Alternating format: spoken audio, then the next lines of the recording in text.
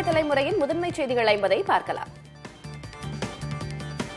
கோடை விடுமுறைக்கு பிறகு பள்ளிகள் திறக்கப்படுவது குறித்து அமைச்சர் அன்பில் மகேஷ் காணொலி வாயிலாக கல்வித்துறை உயரதிகாரிகளோடு ஆலோசனை நடத்தினார். ஜூன் 2ஆம் தேதி பள்ளிகள் திறக்கப்படுவதை ஒட்டி வெளிநாட்டிலிருந்து அமைச்சர் ஆலோசனை நடத்தியுள்ளார்.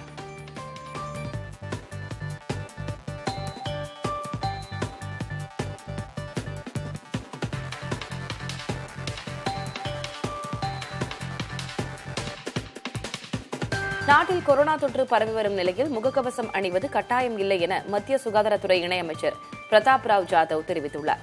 கொரோனா பரவல் தடுப்பிற்கான அனைத்து முன்னெச்சரிக்கை நடவடிக்கைகளையும் மத்திய அரசு செய்துள்ளதாகவும் மாநில அரசுகள் பாதிப்புக்கு ஏற்ப கட்டுப்பாடுகளை விதித்துக் கொள்ளலாம் எனவும் அவர் கூறினார். சென்னை ஈசிஆரில் உள்ள பொழுதுபோக்கு பூங்காவில் ராட்டினத்தில் ஏற்பட்ட கோளாறால் சுமார் 3 மணி நேரத்திற்கு மேலாக அந்தரத்தில் தவித்தவர்களை தீயணைப்புத் துறையினர் பாதுகாப்பாக மீட்டனர். சுமார் 6 மணியிலிருந்து 30 பேர் ராட்டினத்தில் சிக்கியிருந்த நிலையில் தீயணைப்புத் துறையினருக்கு தகவல் தெரிவிக்கப்பட்டு 3 மணி நேரத்திற்கு பிறகு மீட்புப் பணிகள் தொடங்கின. தொடர்ந்து ராட்டினத்தில் இருந்த அனைவரையும் தீயணைப்புத் துறையினர் மீட்டனர். நீலகிரி மாவட்டத்தில் பெய்த கனமழையால் உதகை நகரின் பல்வேறு பகுதிகளில் சாலைகள் சேதமடைந்துள்ளன. உதகை கல்லட்டி மலைப்பாதையில் மண் சரிவு ஏற்பட்டதால் போக்குவரத்து பாதிக்கப்பட்டுள்ளது. பெம்பட்டியில் 100 மீட்டர் தொலைவுக்கு மண் சரிவு ஏற்பட்டுள்ளது. தொட்டபெட்டா உள்ளிட்ட இடங்களில் மரங்கள் முறிந்து விழுந்தன. கோவையில் பெய்த அதி கனமழையால் நொய்யல் ஆற்றில் வெள்ளப்பெருக்கு ஏற்பட்டுள்ளது. அதேபோல மேட்டுப்பாளையத்தில் உள்ள பில்லூர் அணை நிரம்பி வழிகிறது. இதனால் கரையோர மக்களுக்கு வெள்ள அபாய எச்சரிக்கை விடுக்கப்பட்டுள்ளது. வால்பாறையிலும் தொடர் மழை பெய்து வருவதால் மக்களின் இயல்பு வாழ்க்கை பாதிக்கப்பட்டுள்ளது. கன்னியாகுமரி மாவட்டத்தில் மேற்கு தொடர்ச்சி மலையையொட்டிய பகுதிகளில் கனமழை கொட்டி தீர்த்தது. திருப்பரப்பு அருவியில் நீர்வரத்து அதிகரித்துள்ளதால் சுற்றுலாப் பயணிகள் குளிக்க தடை விதிக்கப்பட்டுள்ளது. அதே சமயம் கடல் சீற்றத்துடன் காணப்படுவதால் குளச்சல், முட்டம், தேங்காய்பட்டணம் உள்ளிட்ட பகுதிகளைச் சேர்ந்த மீனவர்கள் கடலுக்கு மீன்பிடிக்க செல்லவில்லை. கேரள மாநிலத்தின் கோழிக்கோடு, வயநாடு, காசர்கோடு, பத்தினம்திட்டா, இடுக்கி, எர்ணாகுளம், கண்ணூர், திருச்சூர் உள்ளிட்ட மாவட்டங்களுக்கு அதி கனமழை முதல் மிக கனமழைக்கான எச்சரிக்கை விடுக்கப்பட்டுள்ளது. வயநாடு மாவட்டம் சூரல்மலையில் புன்னம்புழா ஆற்றில் வெள்ளப்பெருக்கு ஏற்பட்டுள்ளது. இதனால் கடந்த ஆண்டை போன்று மிகப்பெரிய பேரழிவு ஏற்படுமோ என்ற அச்சத்தில் மக்கள் ஆழ்ந்திருக்கின்றனர். பருவமழை தீவிரமடைந்துள்ளதால் கர்நாடக கடலோர மாவட்டங்களில் இடைவிடாமல் மழை பெய்து வருகிறது. தட்சிண கன்னடா, உடுப்பி, உத்தர கன்னடா, ஹாசன், குடகு, சிவமோகா உள்ளிட்ட மாவட்டங்களில் மழை நீடிக்கிறது. இதனால் நீர்நிலைகள் வேகமாக நிரம்பி வருகின்றன. அணைகளிலிருந்து உபரி நீர் வெளியேற்றப்படுவதால் ஆறுகளில் வெள்ளப்பெருக்கு ஏற்பட்டுள்ளது. மழை தொடர்பான விபத்துகளில் சிக்கி இதுவரை 4 பேர் உயிரிழந்தனர். சென்னை கொளத்தூர் சட்டமன்ற தொகுதிகளில் பல்வேறு நிகழ்ச்சிகளில் பங்கேற்ற முதல்வர் மு.க.ஸ்டாலின் முடிவுற்ற திட்டங்களை தொடங்கி வைத்தார். அத்துடன் மாணவர்களுக்கு மடிக்கணினிகள், மாற்றுத்திறனாளிகளுக்கு இருசக்கர வாகனங்கள், பெண்களுக்கு தையல் இயந்திரங்களையும் வழங்கினார். முன்னதாக முதல்வருக்கு ஆடல் பாடலுடன் உற்சாக வரவேற்பு அளிக்கப்பட்டது. தமிழக அரசை குறை சொல்ல எதுவும் இல்லாததால் டெல்லி பயண விவகாரத்தில் எடப்பாடி பழனிசாமி அரைத்தமாவையே அரைத்துக் கொண்டிருப்பதாக முதல்வர் ஸ்டாலின் விமர்சித்துள்ளார். சென்னை குளத்தூரில் செய்தியாளர்களிடம் பேசிய அவர் இபிஎஸ்க்கு பதிலளித்து தனது தரத்தை தாழ்த்திக் கொள்ள விரும்பவில்லை என கூறினார். மாநிலங்களவை உறுப்பினர் இடங்களுக்கான தேர்தல் அறிவிக்கப்பட்டிருக்கும் நிலையில் எம்பி பதவி தொடர்பான கேள்விக்கு பொறுத்திருந்து பார்ப்போம் என்று தேமுதிக பொதுச் செயலாளர் பிரேமலதா விஜயகாந்த் தெரிவித்துள்ளார். சென்னை கோயம்பேட்டில் செய்தியாளர்களை சந்தித்த அவர் தேர்தல் நிலைப்பாடு தொடர்பாக ஜனவரியில் கடலூரில் நடைபெறும் மாநாட்டில் அறிவிப்போம் என்றார். தாவேக பெண் நிர்வாகிகளை காவல்துறையினர் தாக்கியதாக குற்றஞ்சாட்டியுள்ள அக்கட்சித் தலைவர் விஜய் தமிழ்நாட்டில் நடப்பது உண்மையான பாசிச ஆட்சி என்பதற்கு இதைவிட சாட்சி தேவையா என கேள்வி எழுப்பியுள்ளார். இதேபோன்ற அராஜக நிலை தொடர்ந்தால் மிகப்பெரிய மக்கள் போராட்டத்தையும் சட்ட போராட்டத்தையும் முன்னெடுக்க தயங்க மாட்டோம் எனவும் விஜய் குறிப்பிட்டுள்ளார். அதிமுகவின் நிலைப்பாட்டில்தான் சகோதரர் விஜயும் உள்ளார் என்று கூறியுள்ள முன்னாள் அமைச்சர் கடம்பூர் ராஜு ஒத்த கருத்துடைய கட்சிகள் ஒன்றாக சேர்ந்தால் ஆச்சரியமில்லை என்றும் தெரிவித்துள்ளார்.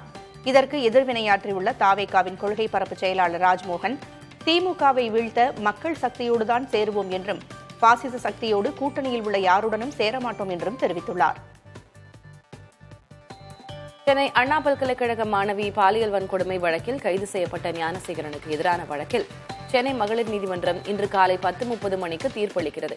இருதரப்பு இறுதிவாதங்கள் நிறைவடைந்த நிலையில் வழக்கில் மே 28ஆம் தேதி தீர்ப்பு வழங்கப்படும் என சென்னை மகளிர் நீதிமன்றம் அறிவித்திருந்தது. அதன்படி நீதிபதி ராஜலட்சுமி இன்று தீர்ப்பு வழங்குகிறார். திமுக பிரமுகர் தெய்வ செயல் மீது புகார் அளித்த மாணவியை காவல்துறை மிரட்டுவதாக அதிமுக பொதுச் செயலாளர் எடப்பாடி பழனிசாமி குற்றம் சாட்டியுள்ளார். இதுகுறித்து எக்ஸ் பக்கத்தில் பதிவிட்டுள்ள அவர், திமுக இளைஞர் அணியின் ஏவல் துறையாக காவல்துறை இருப்பதால் நடவடிக்கை எடுக்க மறுப்பதாக குற்றம் சாட்டியுள்ளார். இந்த ஆட்சி முடியும் வரை மக்களே தங்களை காத்துக் கொள்ள வேண்டும் என்றும், குறிப்பாக திமுகவினரிடமிருந்து என்றும் எடப்பாடி பழனிசாமி பதிவிட்டுள்ளார். ஆண்களுக்கு இலவச பயணச்சீட்டு வழங்கும் நூதன போராட்டத்தை நடத்தப்போவதாக கர்நாடக போக்குவரத்து கழக ஊழியர்கள் அறிவித்துள்ளனர். ஊதிய உயர்வு உள்ளிட்ட கோரிக்கைகளை வலியுறுத்தி அம்மாநில போக்குவரத்து கழக ஊழியர்கள் வரும் 1ஆம் தேதி முதல் போராட்டம் நடத்த திட்டமிட்டுள்ளனர். அதன் ஒரு பகுதியாக அரசு பேருந்துகளில் பயணிக்கும் ஆண்களுக்கு இலவச பயணச்சீட்டு வழங்க முடிவெடுத்துள்ளனர். ஆக்கிரமிப்பு காஷ்மீரை மீட்க வேண்டும் என்ற வல்லபாய் பட்டேலின் பேச்சை அப்போது ஆட்சியில் இருந்தவர்கள் யாரும் கேட்கவில்லை என்று முன்னாள் பிரதமர் நேருவை அவரது நினைவு நாளில் பிரதமர் மோடி மறைமுகமாக விமர்சித்துள்ளார். மேலும் 1960ஆம் ஆண்டு சிந்து நதிநீர் ஒப்பந்தம் முறையாக போடப்படவில்லை என்றும் பிரதமர் மோடி விமர்சித்துள்ளார். SC/ST மற்றும் OBC பிரிவினரை பொருத்தமற்றவர்கள் என்று அடையாளப்படுத்துவதன் மூலம் கல்வி மற்றும் தலைமை பதவிகளில் இருந்து திட்டமிட்டு விலக்கி வைக்கப்படுவதாக மக்களவை எதிர்க்கட்சித் தலைவர் ராகுல் காந்தி கூறியுள்ளார். டெல்லி பல்கலைக்கழக மாணவர் சங்கத்தினரோடு உரையாடிய வீடியோவை தனது எக்ஸ் பக்கத்தில் பதிவிட்டுள்ள அவர், இடஒதுக்கீட்டு பிரிவினருக்கு ஒதுக்கப்பட்டுள்ள 60 விழுக்காடு பேராசிரியர் பதவிகளும் 30 விழுக்காடு உதவி பேராசிரியர் பதவிகளும் நிரப்பப்படாமல் இருப்பதாக குறிப்பிட்டார். டெல்லி குடியரசுத் தலைவர் மாளிகையில் பத்ம விருதுகள் வழங்கும் நிகழ்ச்சி நடைபெற்றது. முதற்கட்டமாக கடந்த மாதம் நடைபெற்ற நிகழ்ச்சியில் நடிகர் அஜித்குமார், கிரிக்கெட் வீரர் அஸ்வின் உள்ளிட்டோர் விருதுகளை பெற்றனர். இரண்டாவது கட்டமாக நடந்த நிகழ்ச்சியில் 68 பேருக்கு விருதுகள் வழங்கப்பட்டன. இதில் நடிகை சோபனா மற்றும் தொழிலதிபர் நல்லி குப்புசாமி ஆகியோர் பத்மபூஷன் விருதுகளையும் குடியரசுத் தலைவர் திரௌபதி முர்முவிடமிருந்து பெற்றனர். வருமான வரி தாக்கல் செய்வதற்காக கால அவகாசம் நீட்டிக்கப்பட்டுள்ளது. ஜூலை 31ஆம் தேதி வரையிலான அவகாசத்தை செப்டம்பர் 15ஆம் தேதி வரை நீட்டித்து மத்திய நேரடி வரிகள் வாரியம் அமைப்பு வெளியிட்டுள்ளது. வருமான வரி படிவங்களில் செய்யப்பட்டுள்ள மாற்றங்கள், கணினி அமைப்பு மேம்பாட்டு தேவைகள், TTS வரவு நிலுவைகள் உள்ளிட்ட காரணங்களுக்கான இந்த கால அவகாச நீட்டிப்பு செய்யப்பட்டுள்ளது. பீகார் முன்னாள் முதல்வரும் ராஷ்டிரிய ஜனதா தளம் கட்சியின் தலைவருமான லாலு பிரசாத்திற்கு பேரன் பிறந்துள்ளார். லாலுவின் இரண்டாவது மகன் தேஜஸ்வி யாதவ் ராஜ்ஸ்ரீ இணையருக்கு நேற்று காலை ஆண் குழந்தை பிறந்தது. இந்த தம்பதிக்கு ஏற்கனவே காத்தியாயினி என்ற மகள் இருக்கிறார். இந்த நிலையில் தேஜஸ்வி யாதவ் ராஜ்ஸ்ரீ இணையருக்கு தமிழக முதலமைச்சர் மு க ஸ்டாலின் தனது எக்ஸ் பக்கத்தில் வாழ்த்துக்களை பதிவிட்டுள்ளார்.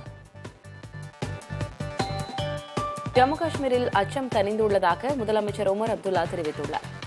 ஜம்மு காஷ்மீர் அமைச்சரவைக் கூட்டம் முதலமைச்சர் உமர் அப்துல்லா தலைமையில் பஹல்காமில் நடைபெற்றது.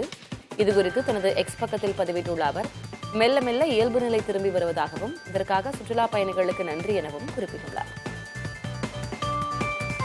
பாகிஸ்தானின் போர் உத்தியே பயங்கரவாதம்தான் என்று பிரதமர் நரேந்திர மோடி கூறியுள்ளார். குஜராத் மாநிலம் காந்தி நகரில் ஆபரேஷன் சிந்தூர் நடவடிக்கை குறித்து உரையாற்றிய மோடி, பாகிஸ்தான் இந்தியாவிற்கு எதிராக நேரடியாகவே பயங்கரவாதத்தை ஏவுகிறது என்றும் அதற்கு தக்க பதிலடி கொடுக்கப்படும் என்றும் கூறினார்.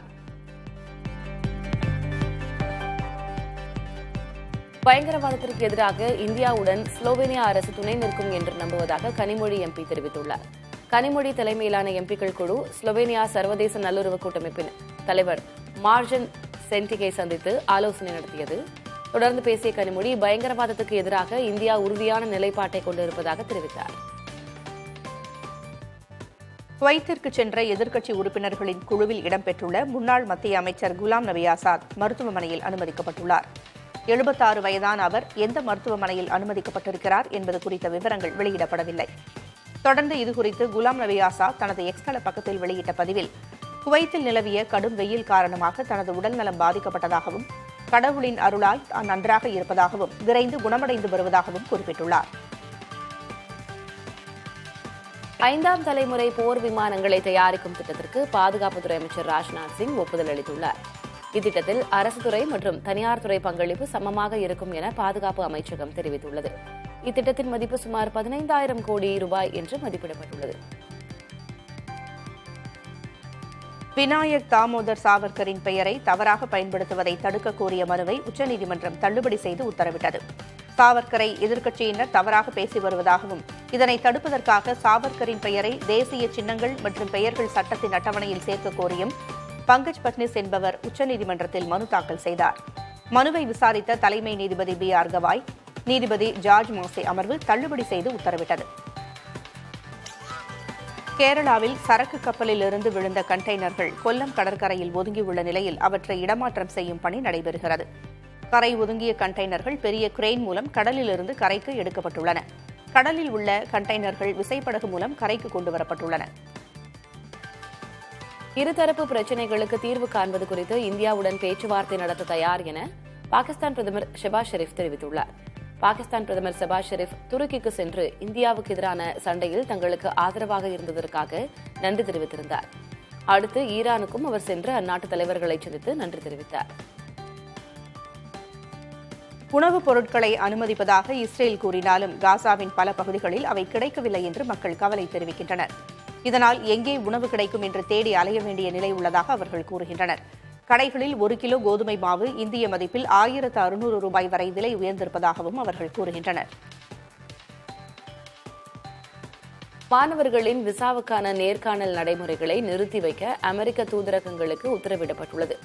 இது தொடர்பான உத்தரவில் அமெரிக்க வெளியுறவுத்துறை அமைச்சர் மார்க்கோ ரூபியோ கையெழுத்திட்டுள்ளார். அமெரிக்காவில் படிக்க விரும்பும் வெளிநாட்டு மாணவர்களின் சமூக ஊடக பின்னணி குறித்து சோதனைகளை மேற்கொள்ள வேண்டியிருப்பதால் இந்த நடவடிக்கை எடுக்கப்பட்டுள்ளதாக கூறப்படுகிறது. ஈக்குவடார் நாட்டின் மிகப்பெரிய எண்ணெய் சுத்திகரிப்பு நிலையத்தில் பெரும் தீ விபத்து ஏற்பட்டது. இந்த விபத்தால் வானுயரும் அளவுக்கு கரும்புகை சூழ்ந்தது. இந்த விபத்தில் எவ்வித உயிர் சேதமும் ஏற்படவில்லை என்று அந்நாட்டு அரசாங்கம் தெரிவித்துள்ளது. நார்வே நாட்டில் மிகப்பெரிய சரக்கு கப்பலின் கேப்டன் தூங்கியதால் கப்பல் அசம்பாவிதமாக தவறான திசையில் தரை தட்டி வீடு ஒன்றுக்குள் மோதும் நிலை ஏற்பட்டது. வீட்டின் தோட்டத்து பகுதி வரை வந்த சரக்கு கப்பல் நல்வாய்ப்பாக வீட்டின் மீது மோதாமல் நின்றது. நீண்ட போராட்டத்திற்கு பிறகு சரக்கு கப்பலை மீண்டும் கடலுக்குள் இழுத்துச் சென்றனர்.